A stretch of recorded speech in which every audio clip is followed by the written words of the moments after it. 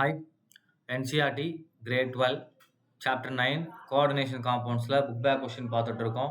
Question number 9.13 aqueous copper sulfate solution blue in color gives a green precipitate with the aqueous potassium fluoride and a bright green solution with aqueous potassium chloride. Explain this experimental result கேட்டிருக்காங்க. First copper சல்ஃபேட்டை வந்து நம்ம வந்து .5H2O எழுதுவோம். ஆக்சுவலாக அது aqueous சொல்யூஷனில் நமக்கு எப்படி இருக்கும் அப்படின்னா காம்ப்ளெக்ஸாக இருக்கும். அதாவது காப்பர் H2O 4 டைம்ஸ் 2+ இருக்கும். அண்ட் என்ன இருக்கும் SO4 2- இருக்கும். இந்த மாதிரியான ஃபார்மேட்டில் இருக்கும். இப்போ இதில் KF சொல்யூஷன் போடுறாங்க, பொட்டாசியம் ஃப்ளூரைடு. அப்போ ஃபர்ஸ்ட் ஒன்னுக்கு பாருங்க என்ன நடக்குது அப்படின்னு. So Cu H2O 4 times 2+, right. இதில் என்ன ஆட் பண்ணுறாங்க, 4KF ஆட் பண்ணுறாங்க. ஸோ இது நமக்கு என்ன மாறும் அப்படின்னா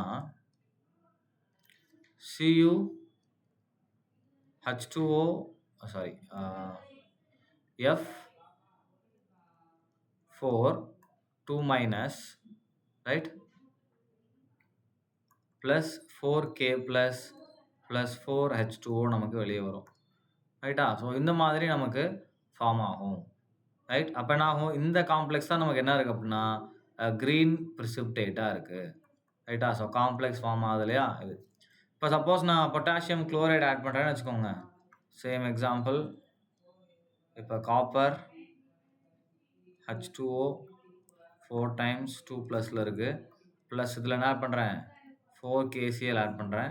இம்மிடியேட்டாக இது எனக்கு என்ன மாறும் அப்படின்னா லிகேண்ட் சப்ஸ்டியூஷன் தான். அப்போ CuCl 4 times 2- plus 4K plus 4H2O வரும்.